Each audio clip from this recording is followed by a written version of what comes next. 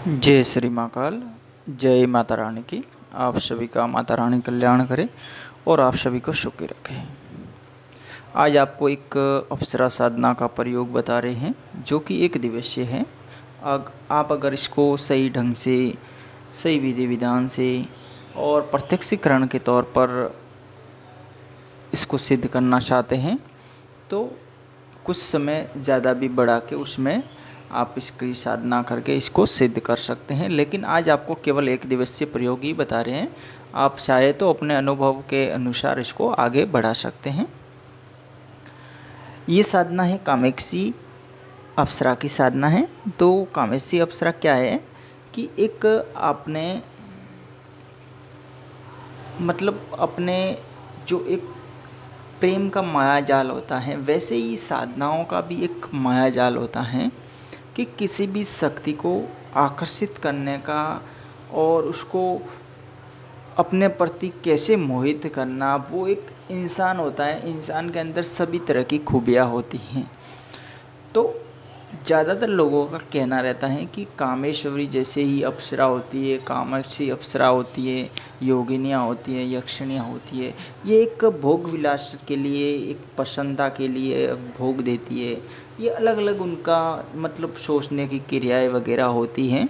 लेकिन हमारा कहना ये रहता है कि आप कोई भी साधना कीजिएगा उसको शुद्ध मन के साथ में कीजिएगा, ताकि उस साधना में आप आगे भी बढ़ सकते हैं और अपनी नियत के अनुसार साफ सुथरा रहने से ज़िंदगी में सफलता भी मिलती है।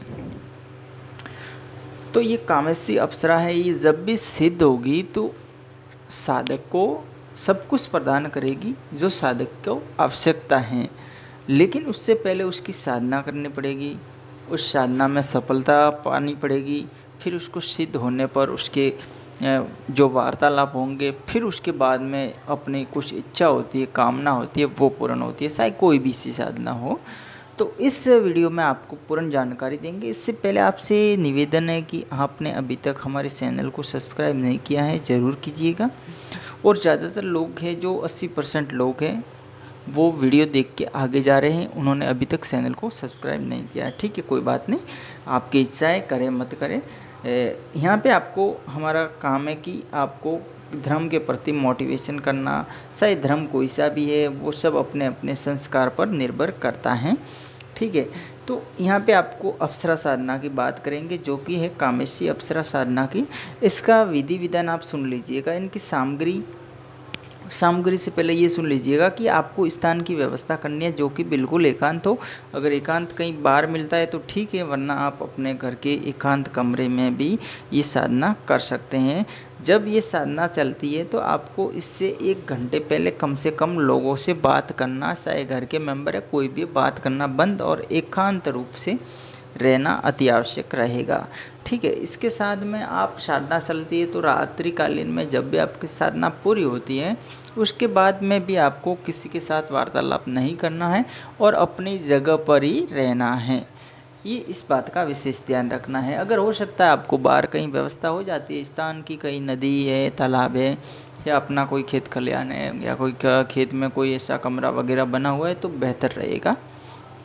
या फिर पहाड़ी क्षेत्र की कोई गुफा है, ऐसी कोई जगह आप देख लीजिएगा, हरा भरा बगीचा वगैरह, तो भी बेहतर रहेगा। अगर ये नहीं है तो कोई बात नहीं, अपने घर के किसी कमरे में कीजिएगा। इसके लिए आप सामग्री का सुन लीजिएगा। आपको कम से कम एक तो कपड़ा लेना है, लाल या सफ़ेद कोई सा भी, कम से कम 1 मीटर से ज़्यादा होना चाहिए था। थोड़ा बहुत भी हो लेकिन 1 मीटर से ज़्यादा कपड़ा होना चाहिए। एक लाड़ कपड़ा लेना है। इसके अलावा पूजन की सामग्री होती है जो सामान्य तौर पर, जिसमें पानी वाला नारियल वगैरह, वो सब आपको पूजन की सामान्य सामग्री लेनी है, जिसमें 5-7 आइटम होनी चाहिए। इसके अलावा भोग के लिए, इनके लिए कुछ आप 3 से 5 प्रकार, जितनी भी आपके पास में मिष्ठान की उपलब्धता होती है, मीठा भोग बिल्कुल ही, जैसे 3 प्रकार के कहीं से आसपास से दुकान से 20-30 रुपए की ले आएंगे तो 2-3-4 पीस अलग अलग मिल जाते हैं। इस प्रकार से इनको भोग वगैरह भी लाना है। इसके अलावा धूप दीप फूल जो भी है सब आपको लाना है। और एक विशेषकर इत्र की सीसी लानी है, जो कि है गुलाब का है, चमेली का है, जो भी आपको मिलता है वो बेहतर रहेगा। ये सब लाने के बाद में अपने स्थान पर जहाँ पे भी आप इसका पूजा पाठ करना चाहते हैं, साधना करना चाहते हैं, वहाँ पे एक बाजोट की तरह इनकी स्थापना कीजिएगा। सामान्य स्थापना करके वहाँ पे इनका धूप दीप वगैरह शुरू कीजिएगा। दीप के लिए आप कोई सा भी तेल काम में ले सकते हैं, जैसे चमेली का लेंगे तो बेहतर रहेगा। इसके अलावा आप घी भी ले सकते हैं या तिलन का भी ले सकते हैं, ठीक है। इसके साथ में माला की बात करेंगे तो माला स्फटिक की माला आप ले सकते हैं या मोतियों की कोई भी अच्छी माला ले सकते हैं, वो भी मिलती है। तो फिर आप ये अपने रुद्राक्ष की माला तो मिल जाती है। ये रहने से माला एक विशेष चीज़ है, क्योंकि माला से एक मंत्र का बंधन रहता है और माला से उस शक्ति का और अपने बीच में जुड़े रहना, एक मंत्र के साथ में जुड़े रहना, एक माला का विशेष प्रभाव रहता है। आप बिना माला जब तक जप करेंगे, आप थोड़ी देर साधना में बैठ गए, मान लीजिए आप ध्यान में बैठे हैं लेकिन आप माला से नहीं कर रहे हैं, तो आपका मन ध्यान के किसी और ध्यान में चला जाता है। लेकिन जब अपने हाथ में माला होती है तो वो माला क्या होता है कि एक रटन क्रिया के तौर पर अपने को जोड़े रखती है उस मंत्र से, उस शक्ति से।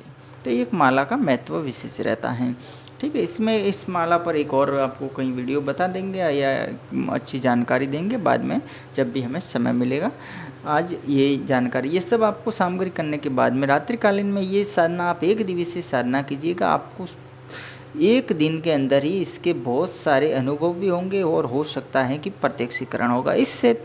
इस साधना में जब आप 15 माला से ऊपर तक ये साधना पूर्ण ध्यान के साथ में करेंगे तो आपको अनुभव होने शुरू हो जाएंगे। चाहे आपके आसपास कोई हिलना, आपको कोई ऐसे अदृश्य थोड़ा बहुत चेहरा दिखना या कुछ और आसपास में कुछ महसूस होना, सब कुछ हो जाएगा। इससे जैसे अप्सराओं की वगैरह परियों की साधना करते हैं तो इसमें क्या होता है, एक नींद की विशेष आवश्यकता साधक के ऊपर ज़्यादा थोपी जाती है, जो कि नींद होती है वो ज़्यादा आने लगती है।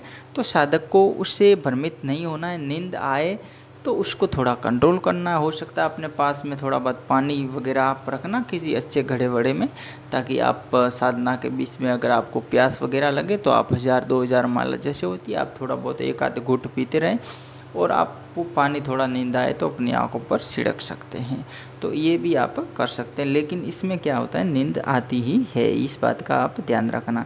तो ये प्रयोग आपको करना है। जब इसकी साधना 51 माला से ऊपर हो जाएगी तब आपको बहुत कुछ अनुभव होना शुरू हो जाएगा। मान लीजिए आप 51 से 100 या 101 या ज़्यादा माला करते हैं तो हो सकता है कि 100% के तौर पर, हम 99% कहते हैं कि इसको पहले दिन ही आपको कुछ न कुछ ज़रूर महसूस हो जाएगा। फिर भी आपको अगर महसूस नहीं होता है या आपको एक दिन की साधना से आप संतुष्ट नहीं हैं, आपको अनुभव अच्छे हो गए लेकिन संतुष्ट नहीं है, तो फिर इस साधना को आप आगे बढ़ाइएगा। 3 दिवस 7 दिवस तब तक आप 11 दिवस हो जाएगी, आपका प्रत्यक्षीकरण 100% के तौर पर हो जाएगा और उस शक्ति का सिद्धि भी हो जाएगा। लेकिन हमेशा का रूटीन रहेगा, जो पहले दिन करते हैं उसी प्रकार से उसका रूटीन रहेगा। आप चाहे तो साधना का जो भी पहले दिन का जो स्थापना किया है वो ना हटाए, वहाँ की सामग्री हटा सकते हैं और रोज़ाना दूसरी सामग्री रख सकते हैं और इस प्रकार से ये साधना कर सकते हैं। जो भी कपड़ा वगैरह हैं उनको एक वस्त्र के तौर पर आपको देवी को भेंट करना है और देवी रूप में मान के ही ये साधना करनी है। इस साधना के लिए बहुत कुछ आपको बता दिया है। आपको अगर किसी प्रकार की सहायता या कोई मंत्र विधि या और भी कोई चाहिए तो आप हमसे संपर्क कर सकते हैं। इस साधना का मंत्र आप सुन लीजिएगा, ओम ह्रीम कामेशी अप्सराय आगस ससरग स्वाहा। इस मंत्र को आपको दिख जाएगा, आपको स्क्रीन पर देख लीजिएगा। इस मंत्र से आपको साधना करनी है। ये काफ़ी अच्छा मंत्र है और काफ़ी अच्छी साधना है और हमारे जो भी वीडियो हैं सभी वीडियो में हम मंत्र बताते हैं। आप वीडियो पूरा नहीं देखते हैं, फिर कमेंट करते हैं कि आपका मंत्र नहीं मिला, लेकिन ऐसा कोई भी वीडियो शायद तक नहीं होगा हमारे कहने के अनुसार कि उसमें मंत्र नहीं है। सब कुछ है उस वीडियो में, विधि है, अगर विधि कम है लेकिन मंत्र उसमें ज़रूर मिलता है। तो इस वीडियो में भी मंत्र हैं, आप ज़रूर मंत्र सामान्य तौर पर लिखें और एक कागज़ पर लिख के करें। जय श्री महाकाल, जय माता रानी की। आप सभी का माता रानी कल्याण करे।